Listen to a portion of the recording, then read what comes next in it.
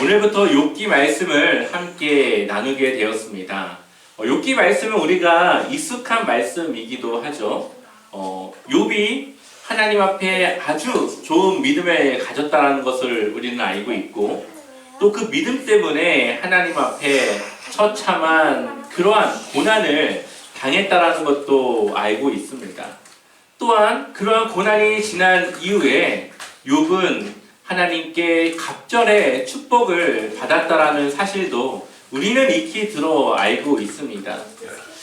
우리는 욥기서에 대해서 많이 설교를 들었고, 고난을 잘 감당하는 이후에는 이 욥기 말씀을 통해서 더 큰 축복을 주신다고 하는 그 말씀을 많이 들었습니다. 그런데 욥기의 말씀을 그렇게 고난이 끝난 이후에 오는 축복으로 이해를 한다면 우리는 이 욥기의 말씀을 조금은 잘못 이해를 할 수밖에 없습니다. 욥기에서 주는 그 메시지는 그러한 축복과 그러한 고난 이후에 오는 하나님의 그러한 회복에 있는 것이 아니기 때문이죠. 물론 그렇게 초점을 맞춰서도 설교를 할 수 있겠지만, 그렇게 된다면 하나님의 의도와 욥이 당한 고난이 전혀 다른 방향으로 이해가 되는 것입니다.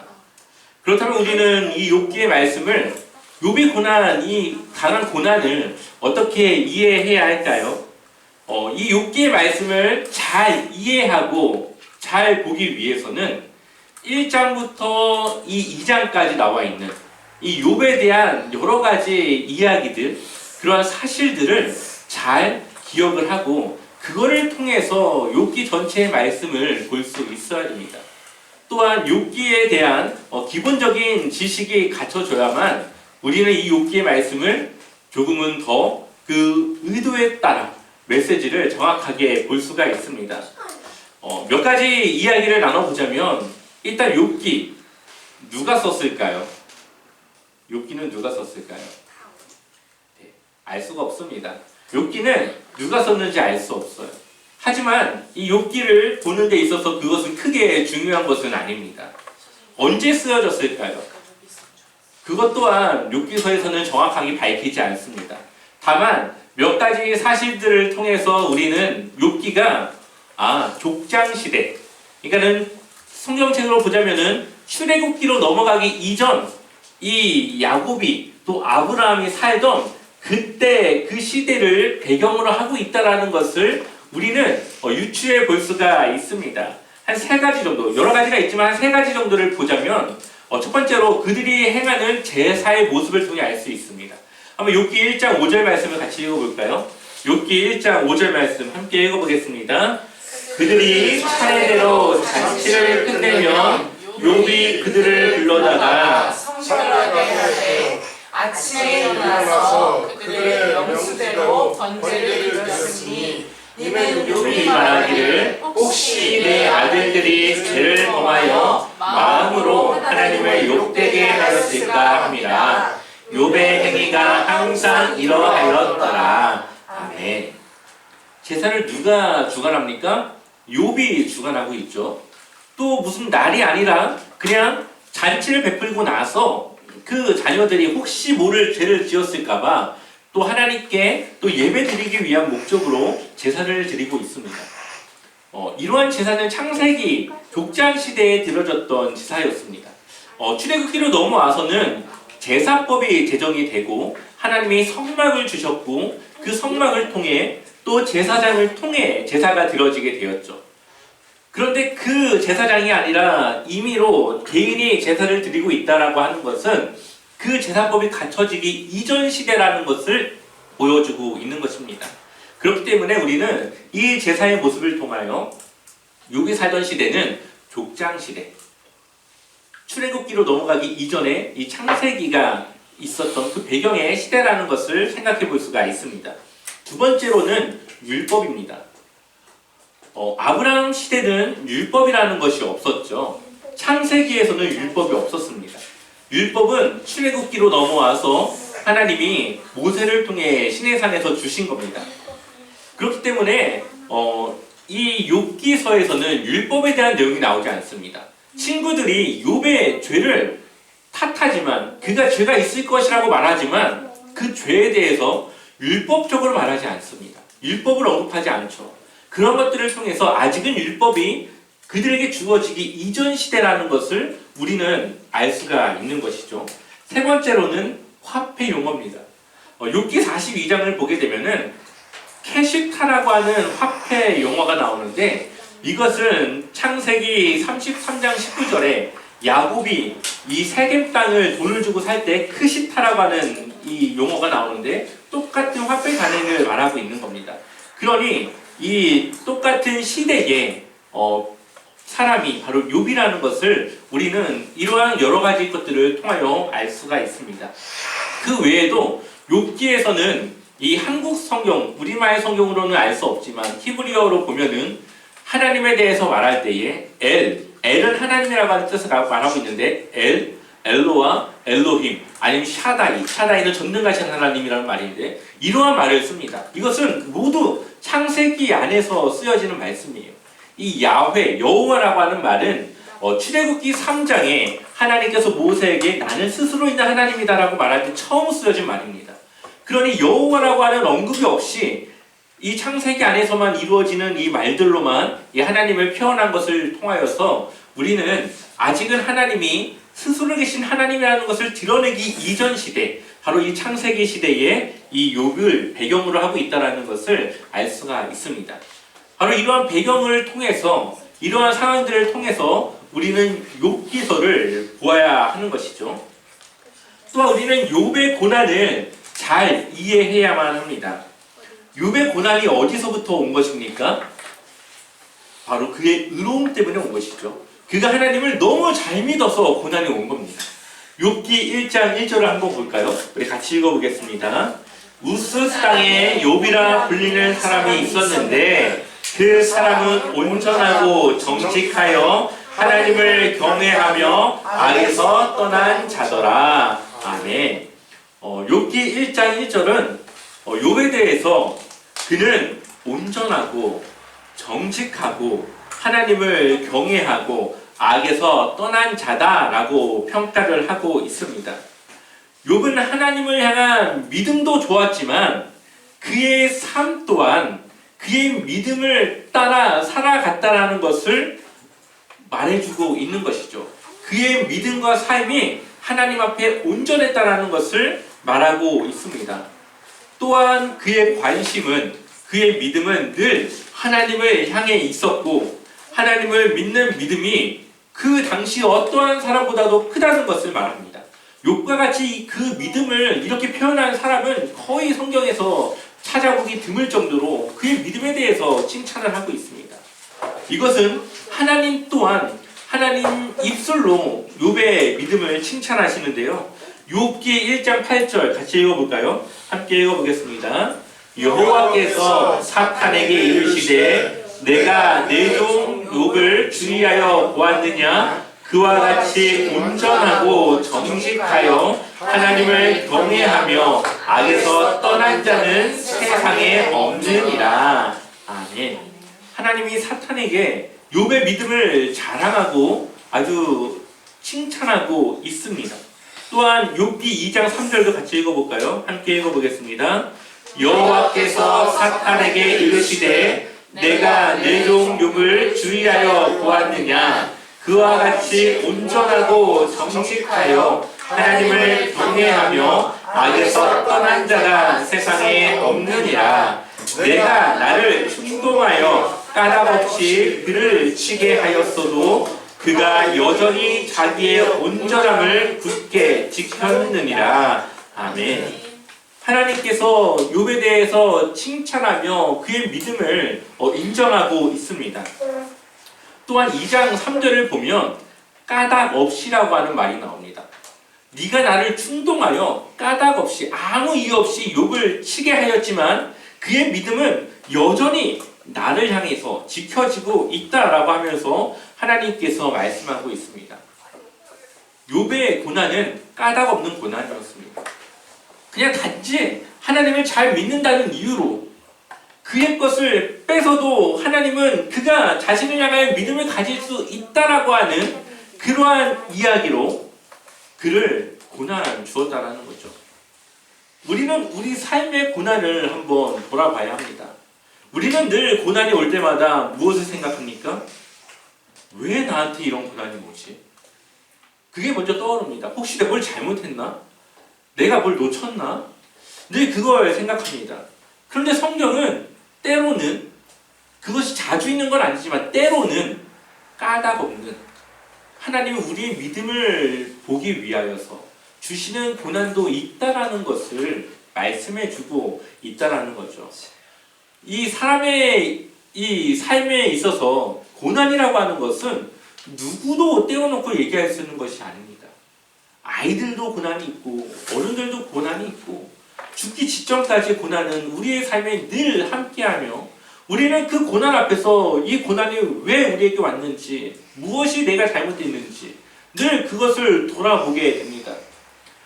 때로는 그 고난에 대한 답을 찾을 수가 없지만 이미 지나가 버린 고난이 있기도 하지요. 하지만 성경은 때로는 까닭없는 고난, 바로 하나님이 주시는 고난도 있다라는 것을 우리에게 말씀하고 있습니다. 세상의 이치가 무엇입니까? 심는 대로 거둔다라는 이치죠. 콩을 심으면 콩이 나게 되어져 있습니다. 이때 당시 족장 시대에, 욥이 살던 시대에 지혜자들, 이 지혜를 탐구하는 자들은 이 세상의 이치를 탐구하고 이 세상이 어떻게 돌아가는지를 늘 관찰하였습니다. 그들의 지혜의 관심은 늘 이 세상의 이치에 있었죠. 그러니 그들이 볼 때는 심지 않은 데서 거두는 것이 없는 것이 세상의 이치였습니다. 그때 당시 욥의 친구들은 당시 현자, 그러니까 지혜자들, 최고의 지혜자들이었는데 누구보다 세상 이치에 뛰어났고 잘 이해하고 있던 사람들이었죠. 그들이 볼 때 욥의 고난은 어디서부터 왔을까요? 죄에서부터 왔다라고 생각했을 거예요. 왜냐하면 아니 잘못한 것을 심지 않았는데 어떻게 고난이 올까? 이것이 그들의 생각이었습니다. 그러니 계속 욥에게 무엇을 말합니까? 아니야, 너 잘못한 거 있을 거야. 빨리 회개해. 아, 너의 자녀들이 죽은 거는 너의 자녀들이 죄가 있어서야. 한번 생각해봐. 무슨 죄가 있는지 한번 생각해봐. 계속 그거를 다른 표현으로 이야기를 해요. 그들의 입장에서, 그들의 생각에서 세상은 심는 대로 거두는 거니까 선을 심으면 축복을 받고 악을 심으면 저주를 받는 것이 그들의 생각이었습니다. 이것이 바로 인과응보적인 생각이죠. 그리고 잠언에서는 이것을 규범적 지혜라고 말합니다. 이 축복과 죄, 고난에 대해서 규칙을 만들어 놓은 거예요. 잘하면, 지혜롭게 행동하면 축복을 받고 미련하게 행동하면 그에 따른 벌과 고난을 당한다. 이것이 이제 잠언에서 말하는 규범적 지혜인데 바로 그러한 관점에서 욥의 고난을 보고 있습니다. 욥도 마찬가지예요. 욥은 반대로 나 잘못 안 했는데 왜 내가 고난을 받고 있지? 이렇게 생각한단 말입니다. 그러니 욥이나 그의 친구들이나 모두 인과응보, 착한 일을 하면 복을 받고 나쁜 일을 하면 벌을 받는 인과응보적인 생각에서 이 자신들의 고난과 삶을 바라보고 있습니다. 그런데 하나님이 하시는 일들이 그러한 규칙 속에서 이루어질 수 있을까요? 하나님이 그 규칙 안에서만 움직이셔야만 할까요? 그것은 아닙니다. 하나님은 언제나 예외를 주실 수 있는 분이시죠.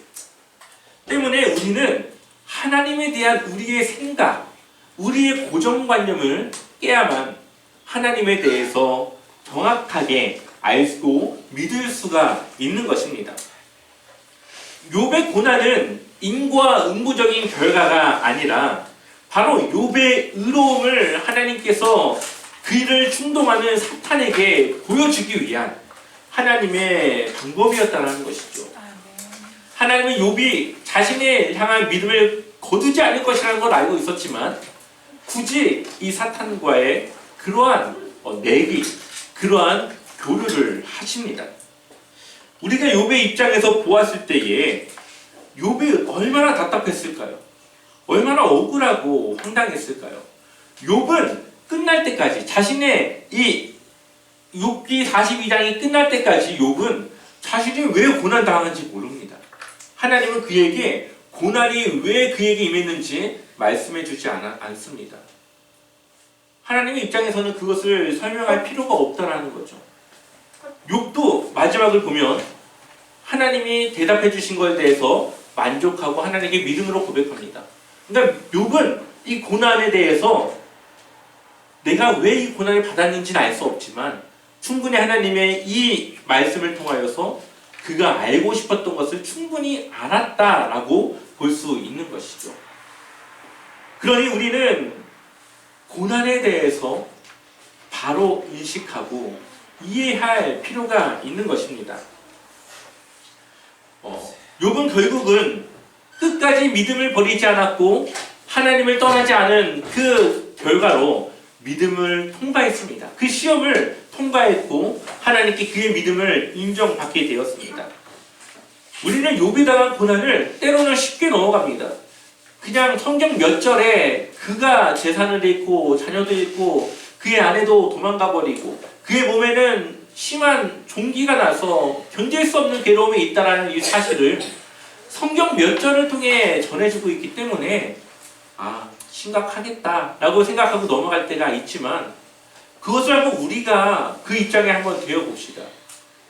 하루아침에 모든 재산이 날아갔고 자녀들은 갑작스러운 불의의 사고로 집이 무너져 다 죽었고 심지어 자신의 몸에는 알 수 없는 피부병이 생겨서 기왓장으로 긁지 않고서는 견딜 수가 없고 그의 아내는 자신을 욕하면서 하나님을 저주하고 죽으라며 이 저주스러운 말을 남기고 자신을 떠나갑니다. 아무도 주변에 자기를 돌봐주는 사람 없이 외롭게 그 고난을 홀로 감당해야 되는 이 욥이 저는 미치지 않은 것 자체가 대단하다고 생각합니다. 보통 사람이 이런 일을 겪으면은 그냥 정신이 돌아버리지 않겠습니까? 하루아침에 그냥 집이 풍지박산이 났는데 그런데 욥은 그것을 버티고 끝까지 하나님을 인정하고 하나님을 의지하고 있다는 거죠. 우리의 믿음이 바로 그렇게까지 갈 수 있다는 것을 욥을 통해 보여주고 있습니다. 많은 사람이 고난의 과정에서 견디지 못하는 이유는 내가 생각했던 하나님은 나에게 이런 고난을 주실 분이 아닌데 왜 내가 이런 고난을 받지? 라는 이런 생각의 틀을 갖고 있기 때문입니다. 하나님은 의로우시고 선하시고 나를 보호하시고 나를 옳은 길로 좋은 길로 인도하시는 분인데 나에게 기쁨을 주시고 행복을 주셔야 되는 하나님인데 왜 나는 이렇게 고난을 견디고 이 고난에 헤어나오지 못하지? 다른 사람들은 다 행복하게 사는 것 같은데 왜 나에게만 이러한 고난을 주시지? 사람들은 생각의 틀을 갖고 있습니다. 그런데 이 욥기서에서 우리에게 말하는 것은 하나님은 그 틀 안에 갇힌 분이 아니다. 하나님은 우리에게 주시기도 하고 또 주셨던 것을 가져가시기도 하고 우리에게 생명을 주시기도 하고 그 생명을 가져가실 수도 있는 분이 바로 하나님이시다라는 것을 우리에게 말씀하고 있죠. 하나님은 때로는 우리에게 선을 베푸시는 하나님이시기도 하지만 때로는 우리의 삶의 힘든 어려움을 통하여서 하나님이 주시고자 하는 무언가를 주시고자 하는 그러한 계획으로 우리를 이끌어 가시는 분이다라는 것도 이 욥을 통해서 욥기서를 통해서 우리에게 보여주고 있습니다. 그런데 우리는 우리가 알고 있는 틀에서 하나님을 이해하는 것이 아니라 성경이 말하는 하나님을 우리가 받아들이고 그 하나님을 우리가 이해해야 된다는 거죠. 우리의 생각으로 하나님을 만들어내는 이미지와 허상에 우리의 신앙이 잘못된 길로 가서는 안 됩니다. 우리는 욥기서를 통하여서 하나님에게는 이런 모습도 있구나 이러한 것들을 발견해 가며 하나님에 대한 그러한 지식을 쌓고 그 믿음의 그 넓이를 더 넓혀 나가야 되는 것이죠. 우리는 하나님을 끝까지 신뢰하고 믿어야 됩니다. 그러면 그 고난이 끝난 이후에 우리는 조금이나마 하나님의 그 의도를 알 수가 있습니다. 그것이 까닭없는 이유가 없는 고난인 것 같이 시작됐지만 그것이 끝나고 난 이후에는 우리의 믿음이 달라져 있고 하나님을 바라보는 우리의 시선이 달라져 있다라는 거죠. 아마도 욥기서를 보면서 가장 의아한 부분, 이해가 안 되는 부분은 왜 사탄이랑 하나님이 그러한 이야기를 주고받지라는 부분일 겁니다. 한번 우리 욥기서 1장 6절과 7절을 읽어볼까요? 같이 읽어보겠습니다. 하루는 하나님의 아들들이 와서 여호와 앞에 섰고 사탄도 그들 가운데에 온지라. 여호와께서 사탄에게 이르시되 내가 어디서 왔느냐? 사탄이 여호와께 대답하여 이르되 땅을 두루 돌아 여기저기 다녀왔나이다. 아멘. 욥기 1장 6절을 보면 하나님께서 하나님이 계신 그 하늘나라에서 천사들과 하나님의 아들들은 이 천사들을 종들을 말하는 건데 회의를 진행하고 있죠. 그 뭔가 모임을 천사회의라고 보통 말을 하는데요. 이 회의를 하는데 누가 껴있습니까? 거기에? 사탄이 껴있습니다.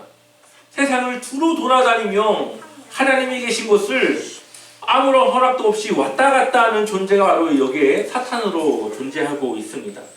우리가 흔히 욥기를 들을 때에 이 사탄을 이 마귀로 우리가 많이 들었고 그렇게 이해를 하면서 하나님은 사탄, 마귀까지도 부릴 수 있는 그런 존재로서 우리가 이해를 하고 있죠.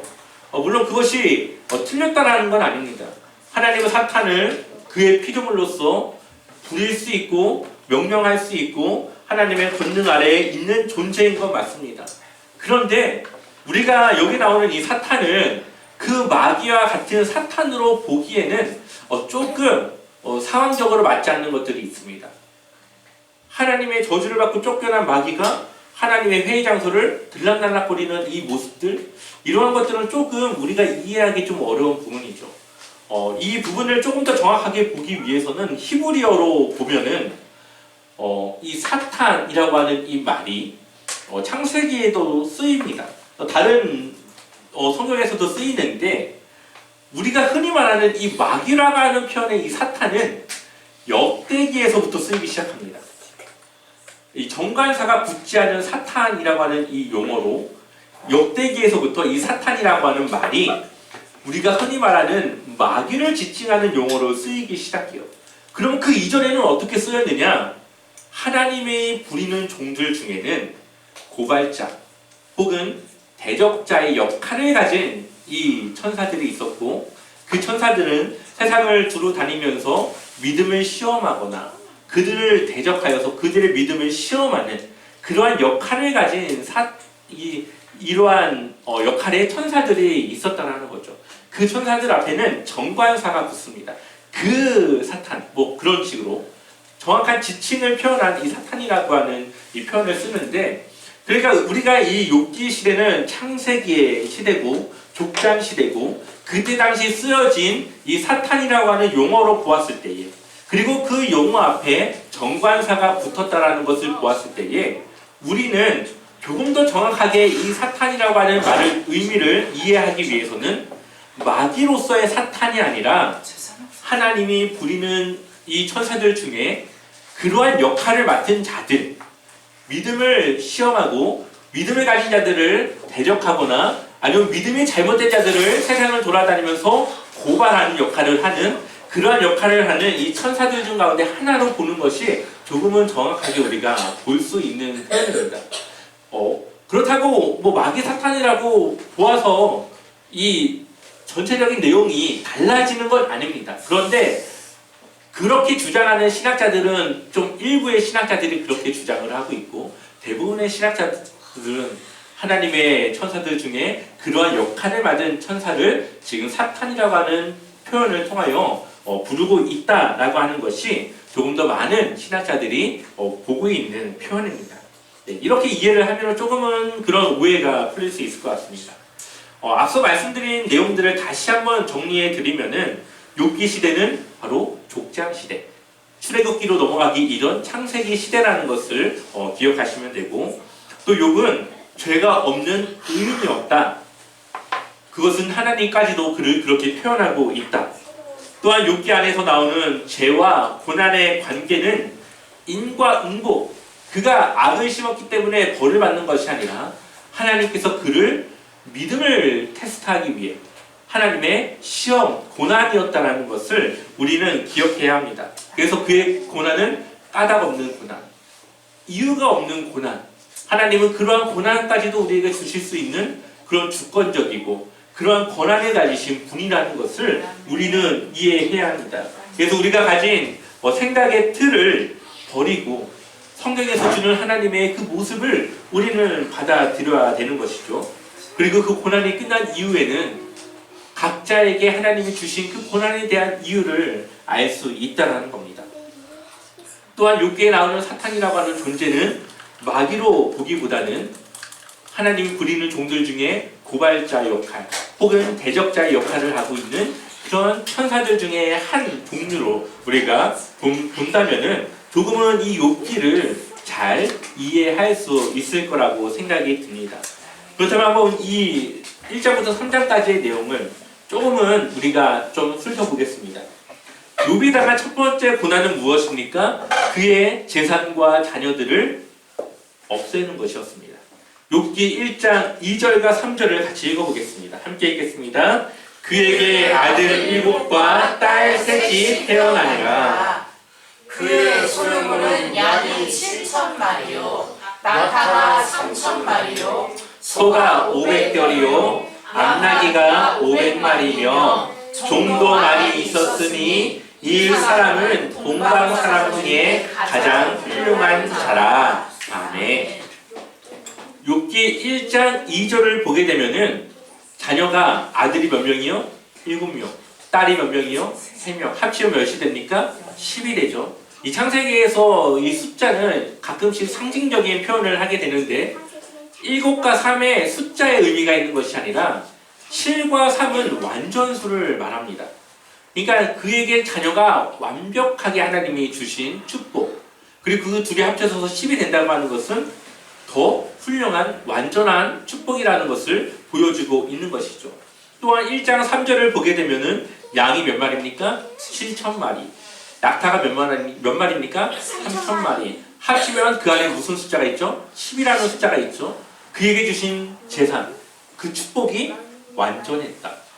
또 그에게 소가 몇 마리요? 500결이. 이 결이는 이 두 마리가 이 쟁기를 끄는 그 말을 말하는데 굳이 거기서 결의를 써서 500에 맞췄습니다. 또한 암나기가 500마리. 합치면 몇이 됩니까? 또 10이라는 숫자가 나오죠. 이것은 하나님이 그에게 자녀뿐만 아니라 그의 재산, 그의 삶의 모든 영역에 완전한 축복을 주셨다. 그러니까 욥은 그러한 축복을 받은 하나님의 사람이라는 것을 표현을 해주고 있습니다. 또한 그가 그러한 축복을 받은 사람이었는데 이 사탄의 이 충동, 이 요구에 의해서 하나님이 그의 축복을 다 가져가 버리죠. 11절 말씀 같이 읽어볼까요? 함께 읽어보겠습니다. 이제 주의 손을 펴서 그의 모든 소유물을 치소서. 그리하시면 틀림없이 주를 향하여 욕하지 않겠나이까. 아멘. 이것이 이 사탄의 생각이었습니다. 하나님이 주셨으니까 그가 하나님을 믿죠. 해서 보십시오. 그가 믿나? 그래서 그의 가진 완전한 축복과 자녀들까지도 그 생명을 그가 빼앗깁니다. 그런데 욥은 어떻게 고백합니까? 욥기 1장 12절을 보니까 이르되 내가 모태에서 알몸으로 나왔음즉 또한 알몸이 그리로 돌아가올지라 주신 이도 여호와이시오 거두신 이도 여호와시오니 여호와의 이름이 찬송을 받으실지니이다 하고. 아멘. 그는 언제나 하나님이 주신 것을 가져가실 수 있는 하나님이라는 것을 알고 있었고 그것을 받아들입니다. 22절에 이 모든 일에 욥이 뭐하지 않았다고요? 범죄하지 아니하고 하나님을 향하여 원망하지 아니하니라. 그리고 나서 두 번째 고난이 다시 닥쳐옵니다. 또 이 사탄이 세상을 둘러보며 또 하나님께 보고를 드리는데 그 자신에 대한 고난을 시험하게 하죠. 그래서 그의 생명을 빼앗지 않는 선에서 그 고난을 허락하십니다. 2장 5절 말씀 같이 읽어볼까요? 같이 읽어보겠습니다. 이제 주의 손을 펴서 그의 뼈와 살을 치소서. 그리하시면 틀림없이 주를 향하여 욕하지 않겠나이까. 아멘. 이렇게 사탄이 하나님을 충동하였고 하나님은 그의 믿음을 증명하기 위해서 하나님이 나서는 것이 아니라 욥 그 자신을 통하여 그의 믿음을 증명하게 하십니다. 그래서 하나님의 말씀이 옳다라는 것을 증명하시는 거죠. 이것은 하나님이 이 욥의 믿음에 욥에게 하나님의 모든 자신의 이 지적인 능력, 미래를 볼 수 있는 능력, 모든 권한을 욥에게 맡긴 것과 마찬가지입니다. 욥이 실패하면 하나님의 생각이, 하나님의 판단이 틀린 거가 되기 때문에 그렇죠. 욥은 바로 그러한 믿음을 증명해야 되는 사명을 갖게 됩니다. 그리고 욥은 머리에서부터 발끝까지 악성 종기가 났고 밤새 잠도 자지 못할 정도로 가려워서 그 몸이 긁는데 피가 나고 살이 벗겨질 정도로 기와장으로 몸을 들지 않고서는 견딜 수가 없는 악성 피부병에 시달리게 됩니다. 그의 친구들이 욥을 보고 너무 처참해서, 그 모습을 보니까 너무 처참해서 7일 동안 말도 할 수 없고 그냥 가만히 그 곁에 같이 있을 수밖에 없었다는 거죠. 그리고 나서 욥이 고백합니다. 3장 1절을 같이 읽어볼까요? 함께 읽어보겠습니다. 그 후에 욥이 입을 열어 자기의 생일을 저주하니라. 아멘. 욥이 뭘 저주합니까? 자기의 생일을. 내가 왜 태어나가지고 이런 고난을 받아야 되나? 차라리 엄마 뱃속에서 나타가 죽었다면 내가 이런 고난 받지 않을 텐데, 차라리 그때 세상이 어두워서 그냥 끝나버렸다면 내가 지금 이런 고난 당하지 않을 텐데, 이런 괴로움 당하지 않을 텐데, 왜 내가 이 세상에 태어나서 이러한 고난을 받고 이러한 고난 속에 내가 어찌할 수 없는 이 상황 속에 내가 마주해야 되는지, 자기의 생일을, 자기의 생명을 저주합니다. 차마 하나님께 저주하지 못하고 자기의 이 생명을, 자기가 지금 살아있다라는 그 사실을 저주하는 것이죠. 얼마나 그의 그 상황이 괴로웠으면은 그렇게 자신의 그 생일을 저주하겠습니까? 욥의 고난이 얼마나 괴로웠다면 그가 그렇게 고백할 수밖에 없었을까요? 하나님이 그의 믿음이 그렇게 의롭다, 좋다라고 말했는데 욥 또한 그러한 고난 앞에서 자신의 생일 정도는 저주하지 않고서는 견딜 수가 없었습니다. 다행히 하나님 앞에 여전히 죄를 짓지 않고 하나님께 원망하고 있지 않은 그러한 모습으로 믿음을 지켜나가고 있죠. 근데 과연 이 욥이 그의 믿음을 언제까지 지킬 수 있을까요? 우리가 이 욥기서를 보면서 욥의 고백이, 하나님을 향한 욥의 고백이 어떻게 달라지는지도 한번 같이 보아야 합니다. 처음에 그의 재산이 다 없어졌을 때는 가져가실 수도 있고 거둘 수도 있고 주실 수도 있죠. 근데 자신의 몸에 지금 종기가 나니까 왜 내가 태어나서 자신을 저주합니다. 그 이후에 이제 욥의 고백이 점점 격해지는 것을 보게 됩니다. 그도 어쩔 수 없는 사람이고 그의 믿음도 어쩔 수 없이 서서히 무너질 수밖에 없다는 것, 그것을 보여주게 되는 것이죠. 하지만 그가 가진 믿음은 끝까지 하나님을 떠나지 않는, 그래도 하나님을 하나님으로 인정하는 그 믿음에서는 벗어나지 않았다는 것을 우리에게 보여주면서 우리의 믿음이 어떠해야 되는가, 아무리 우리가 힘들고 어려워도 우리가 우리 입 밖으로 욕을 할지언정 우리의 믿음은 하나님을 떠나지 않아야 된다는 사실을 우리에게 보여주고 있습니다. 저는 이 욥의 말씀을 보면서 드라마가 하나 생각났습니다. 다들 들어보셨을 드라마 스카이캐슬. 스카이캐슬을 제가 다 본 건 아닌데 중간중간 보다 보니까 이러한 내용이 나오더라고요. 거기 부모들은 다 좋은 대학에 보내기 위한 그러한 여러 가지 일들을 하는 그런 부모로 나오는데, 그 중에 이 차셀이라고 하는 여자 하버드생이 나옵니다.